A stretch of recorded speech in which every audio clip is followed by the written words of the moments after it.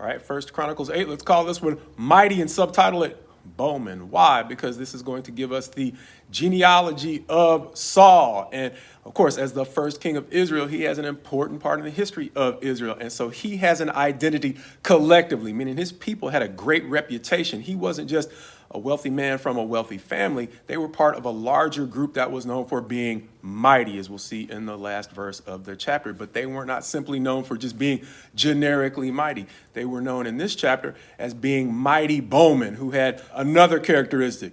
They rolled deep, as we sometimes say, meaning the Bible is literally going to say there were a lot of them. And so when they came to the battle, you know what you got with the tribe of Benjamin, and especially the men of Ulam, who are called out by name for honor and distinction at the end of this chapter. And so not just Saul, the first king of Israel, but by the time we get to Saul of Tarsus, who is eventually going to become Paul the Apostle, he cites his lineage going back to the tribe of Benjamin as something that was noteworthy. And so this is an honor. However, it goes back to something we said in the last chapter.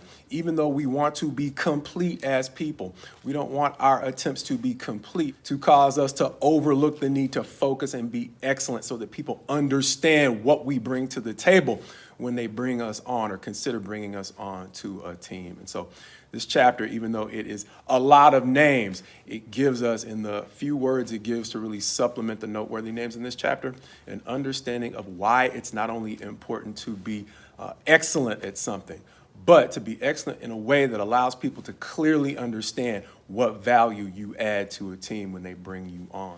And so, as we've mentioned before with Israel's kings, even though it can be a blessing to have great talent, it can likewise put pressure on leadership to be great. Because by the time we get to the end of this week's lessons, we're going to see the way in which Saul begins to lose the respect of these mighty men as it becomes less and less clear that their commitment to excellence is something that Saul actually shares as he begins to chase David and allow their enemies to grow stronger and stronger.